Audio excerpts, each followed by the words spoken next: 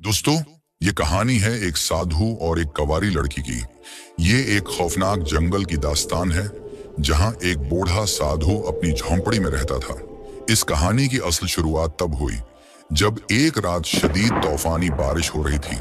हर तरफ घुप अंधेरा छाया हुआ था, आसमान से बिजली जोर जोर से कड़क रही थी और जंगल में खौफनाक सन्नाटा था। साधु अपनी झोंपड़ी में बैठा था, दरवाजा मजबूती से बंद कर रखा था ताकि बारिश और तूफान की शिद्दत से बच सके। अचानक उसकी झोंपड़ी के दरवाजे पर दस्तक हुई। साधु हैरान हो गया कि इतनी रात को कौन आ सकता है इस जंगल में। उसने हिम्मत करके दरवाजा खोला तो देखा कि एक हसीन और नौजवान कवारी लड़की बाहर खड़ी है। उसके कपड़े बारिश में मुकम्मल भीग चुके थे और उसके जिस्म की हर तराश वाज़ेह हो रही थी। जवानी उरूज पर थी। साधु ने हैरानी से पूछा, आए लड़की, तुम कौन हो और इस खौफनाक जंगल में इतनी रात गए और ऐसी शदीद बारिश में यहाँ क्या कर रही हो? वो लड़की खौफजदा लहजे में बोली, बाबा जी, मैं इस जंगल के साथ वाले गांव में रहती हूँ। मैं बहुत डर चुकी हूँ।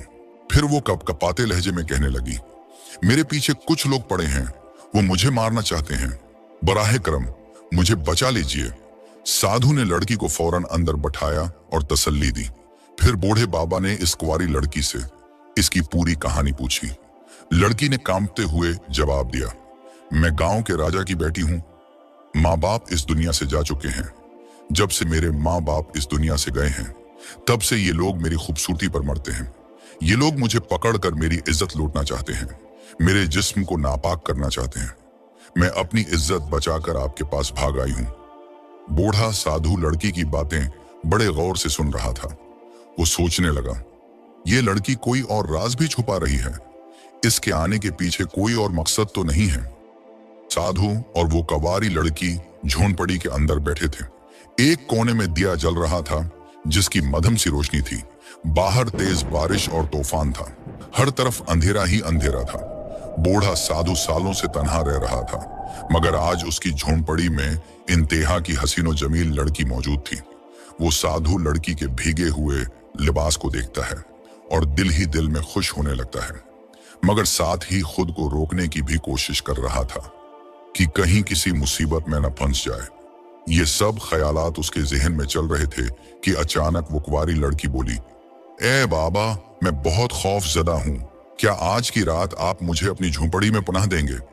बूढ़ा साधु, जो पहले ही यही चाहता था, फौरन खुश होकर कहता है, हाँ बिल्कुल, आज की रात तुम मेरी झोंपड़ी में ठहर सकती हो। रात बहुत अंधेरी थी। तूफानी बारिश रुकने का नाम नहीं ले रही थी। लड़की चटाई पर लेटकर सोने की कोशिश करने लगी, मगर साधु को नींद नहीं आ रही थी। इसका दिल बेचैन था। इसके अंदर अजीब सी हलचल मच रही थी। सालों से सवे हुए ख्यालात जाग उठे थे। प्यार की दुनिया नजर आ रही थी। जवानी जोश मार रही थी। वो दिल में सोच रहा था, ये रात कैसे गुजरेगी, मैं क्या करूंगा? साधु खुद को संभालने की कोशिश करता है, आंखें बंद करके सोने की कोशिश करता है, मगर उसे कहां नींद आनी थी। ये सब कुछ देखकर उसका दिल मजीद बेकरार हो गया। साधु का दिल जोर जोर से धड़कने लगा क्योंकि उसके जज्बात जाग चुके थे। अचानक किसी के रोने की आवाज आई। साधु चौंक गया और जल्दी से उस लड़की के पास गया। उसने देखा कि वो लड़की रो रही थी। साधु ने पूछा, ए लड़की, क्या हुआ? तुम क्यों रो रही हो? लड़की ने डरते हुए जवाब दिया, मेरे साथ कुछ ऐसा हुआ है जो मैं किसी को नहीं बता सकती। ये सुनकर साधु हैरान रह गया और बोला, ऐसी क्या बात है जो तुम मुझसे नहीं कह सकती? आखिर कौन सा राज छिपा रही हो तुम? वो लड़की कांपते हुए बोली, मैं कोई अच्छी लड़की नहीं हूं। मैं एक बुरी लड़की हूं। मैं अच्छे काम नहीं करती।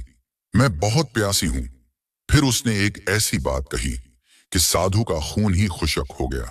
वो साधु की तरफ देखकर बोली, मैं कोई आम लड़की नहीं हूं। मैं एक भटकी हुई आत्मा हूं। ये सुनते ही साधु के जिस्म में कपकपी तारी हो गई। उसके पैरों तले जमीन निकल गई। वो डर के मारे घबरा कर बोला, अगर तुम एक रूह हो तो मैं ये कैसे यकीन से मान लूं? इसका मतलब क्या है? लड़की ने आह भरी और अपनी कहानी सुनाने लगी। ये बहुत पहले की बात है। मैं एक रानी थी, मगर एक शख्स मुझसे शादी करना चाहता था जिसे मैं पसंद नहीं करती थी। लेकिन उसने मुझे हासिल करने के लिए काला जादू किया। मैं उसके जाल में फंस गई और उसने जबरदस्ती मुझसे शादी कर ली, मगर मैंने उसे अपनी इज्जत पामाल नहीं करने दी।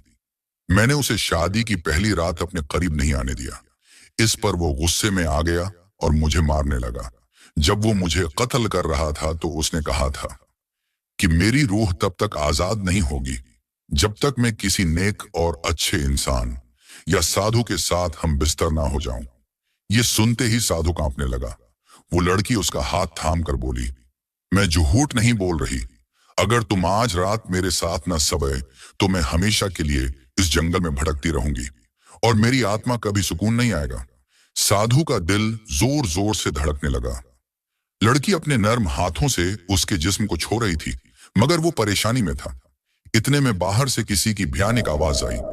साधु फौरन उठा और झोंपड़ी के बाहर आया। उसने दरख्त पर एक साये को बैठे देखा। साधु उसे देखकर हैरान रह गया। साधु ने पूछा, कौन हो तुम? वो साया आहिस्ता आहिस्ता उसकी तरफ बढ़ने लगा। साधु ने पलटकर झोंपड़ी के अंदर देखा, मगर वो लड़की खामोशी से खड़ी थी। उसने कोई जवाब नहीं दिया। साया उसके करीब आया और गर्जदार आवाज में बोला, मैं वही हूं जिसने तुम्हारे पास इस लड़की को भेजा है। ये वही साया था जिसने काला जादू करके इस लड़की को कैद कर रखा था। वो साया जोर से हंसने लगा और बोला, साधु, तुम मेरे जाल में फंस चुके हो। अब तुम भटक चुके हो। साधु ने कहा, तुम्हारा काला जादू मुझ पर असर नहीं करेगा। तुमने क्या सोचा था कि मैं एक हसीन लड़की को देखकर भटक जाऊंगा? हरगिज नहीं। ये सुनते ही लड़की ने अपनी नजरें झुका लीं, जैसे कि वो भी शर्मिंदा हो रही हो। वो साया जोर से चीखा और बोला, तुम्हारे अंदर भी तो इंसानों वाले जज्बात होंगे। तुम मेरे जाल से बच नहीं सकते। साधु ने आंखें बंद की, अल्लाह का नाम लिया और फिर आंखें खोलकर बोला, ए शैतान, मैं तुम्हारे फरेब में कभी नहीं आ सकता। लड़की की आंखों में आंसू आ गए। वो भी सोचने लगी, मैं ये क्या कर रही थी? क्या साधु इस साये को शिकस्त दे पाएगा? क्या वो लड़की अपनी कैद से आजाद हो सकेगी, या फिर ये काला जादू सब पर भारी पड़ेगा? साधु ने अपनी आंखें बंद कर लीं और सोचने लगा, आखिर मैं इस मुश्किल से कैसे बच सकता हूं? ऐसा क्या करूं? फिर साधु ने आंखें खोली और उस लड़की से कहा, तुम अपने अंदर झांको, गौर करो कि तुम क्या करने वाली थी। मैंने एक अरसे से किसी बुरे काम की तरफ नजर नहीं उठाई, फिर तुम क्यों मेरी मेहनत बर्बाद करना चाहती हो थी? अपने आप को संभालो और सोचो कि तुम क्या कर रही थी। ये सुनकर वो साया जोर से हंसा और बोला, ए साधु, अब बहुत देर हो चुकी है। लड़की ने साधु की तरफ देखा और आहिस्ता से कहा, मुझे कुछ नहीं मालूम कि सही क्या है और गलत क्या। मैं सिर्फ इतना जानती हूं कि मेरी रूह को सुकून मिलना चाहिए और आजाद हो सकूं किसी भी तरह। साधु ने नरमी से कहा, तुम्हें अपनी रूह के लिए नहीं बल्कि खुद के लिए जीना होगा। ये जंग तुम्हें खुद लड़नी होगी। साधु की बात सुनकर वो लड़की चौंक गई। उसने गहरी सांस ली और कहा, तुम बिल्कुल सही कह रहे हो। ये जंग सिर्फ मेरी है और मैं खुद लड़ूंगी। फिर उसने अपनी आंखें बंद कर ली और सुकून महसूस करने की कोशिश की। उसी लम्हे साया धाड़ते हुए बोला, क्या तुम मुझे शिकस्त देने के लिए तैयार हो? लड़की ने मजबूत लहजे में कहा, हां, मैं तुमसे लड़ने के लिए तैयार हूं। तुम भी तैयार हो जाओ। फिर उसने आहिस्ता आहिस्ता अपना हाथ उठाया और उस साये को पकड़ने की कोशिश की। जैसे ही उसने साये को छुआ, तेज हवा चलने लगी और साया हवा में उड़ने लगा।